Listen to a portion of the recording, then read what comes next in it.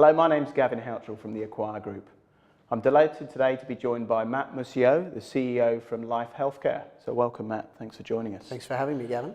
So, Matt, I know your career spanned a number of years. I think, was it 14, 15 years with Johnson Johnson? 13, working through sales and marketing and commercial operations. And then you moved into LifeHealthcare back in 2013. And at that stage, I think it was private equity owned, was it? Correct. Yeah, that's right. And then stepped into the saddle of the number one role and CEO and IPO'd, so quite an exciting journey in the last few years for you. Absolutely, absolutely. And many people will be familiar with the Johnson & Johnson business or perhaps some of the products and services, but perhaps you can educate us a little bit on LifeHealthcare business. Sure, yeah. So LifeHealthcare was founded in 2006. It was a roll-up supported by private equity of a number of distributors in the Australian and New Zealand market. Since that time, the business has evolved into a distributor that's focused in a number of therapeutic channels. So we operate across spine and neurosurgery, cardiology, orthopedics, general surgery. But essentially the business differs from other multinationals like J&J in that we are a distributor. So we look for innovative spaces where we either see disruptive or innovative technology, and then we utilise a global sourcing opportunity to fit the needs of the Australian market. So we'll go and look at technology across all other landscapes and then decide what fits well, and specifically pick partners who are going to help us design products that are specific to the Australian market, and then our aim is to dominate those channels here. Fantastic. And how did your sort of earlier career, alluded to obviously a long tenure in J&J, but how did that set you up for a CEO position? Yeah, so I was fortunate to really have my early part of my career learning in J&J, which is a fantastic organisation.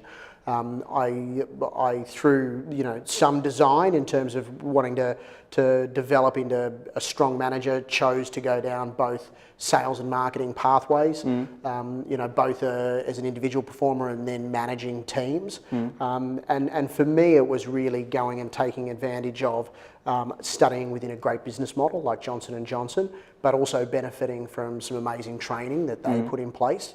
And then really had the opportunity to accelerate in a business like LifeHealthcare, where I had exposure to different areas of business acumen, particularly around contracting and building businesses, and then understanding capital markets, both in a private equity and a public setting that really all attributed to taking the role last August. Wow, fantastic.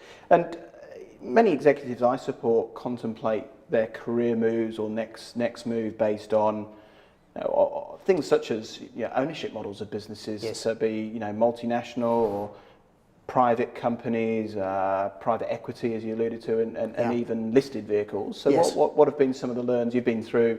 All facets in a relatively short period of time. So talk us through what you've seen there. Look, all very different business models. When you look at multinationals, and particularly my opportunity in a company like J&J, you really do see some nice elements of best practice. You've got the security of an organisation that clearly has great strategy, has a lot of capital behind it in order to go and develop market-leading products. But what it also brings with it is the size of an organisation like that. Limitations in terms of the role that you play, the ability that you have to influence the pathway of the organisation, and obviously at times the speed with which you can go and take advantage of opportunities.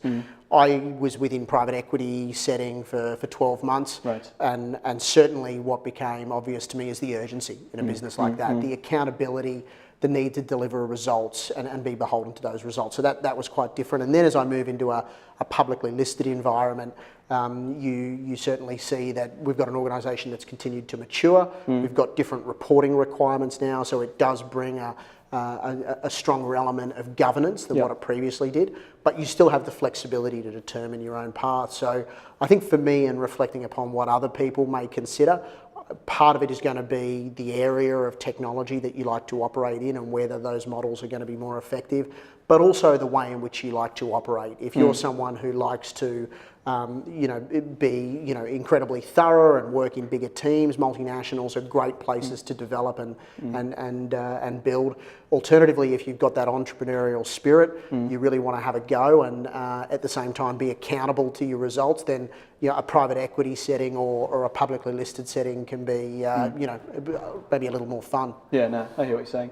And thinking now with the sort of sole leader hat on, what would you say you most love about being in the number one role? And if you're happy to share, what do you fear? Sure. So look, for me, through my management career and now being the CEO of the organisation, watching success and watching people develop is definitely the most satisfying element. Building businesses is nice, and it certainly feels good from a personal perspective to look back on those achievements. But to watch people come into the organisation and go down a development path and build acumen, build confidence is most satisfying. What do I fear? Look, I fear letting my team down. I fear not being able to deliver the leadership that they need, particularly when businesses are going through harder times, at times in crisis. Although I must say, when I reflect back on those, they are the times where I've built more character and built more strength for myself internally. The one other thing for me as a leader that I fear is losing touch. So where you no longer have as much time with your customers, or you don't get as much time with all areas of the organisation.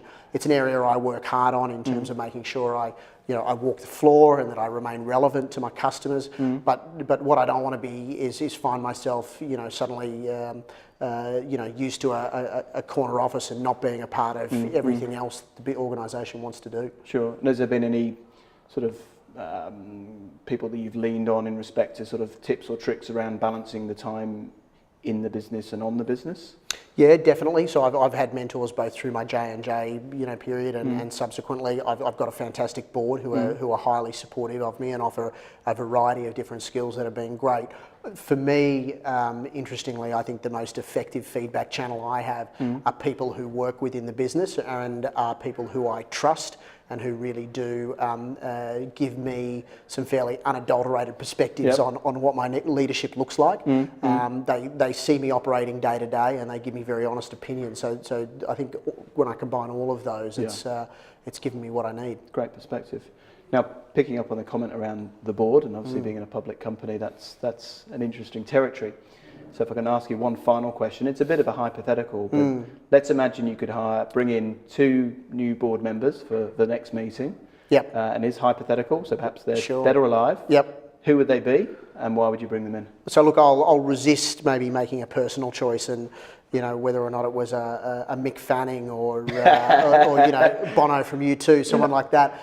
For me, right now, there's probably a couple that are maybe a little obvious. I'd invite the Health Minister, Susan Ley, first of all, because I think we're going through a period of reform in healthcare, and I think the understanding of industry has got better for government, but I think I would value an opportunity for her to see in depth what the business does in terms of delivering value to clinicians, to patients, to the healthcare sector more broadly. And then one that's a little bit more recent is I attended an event earlier on this week with Scott Farquhar from Atlassian. And I got to say, I was incredibly impressed. A very dynamic young guy who has built a very impressive empire in a quick period of time. And whilst his industry is quite different to the one that I operate in, I'd love to hear his entrepreneurial mindset, his outside of the square perspective on where a business like LifeHealthcare could go and maybe how we might do it. So it'd be interesting to watch the 2 of them going toe to toe on some topics as well. So, a 7 billion valuation is always a good thing as well. Look, maybe it'll help set my new aspirations as well. I think you've done pretty well so far. So great to have you here today, Matt. Thanks for your time. Thanks, Gavin. Cheers. Cheers.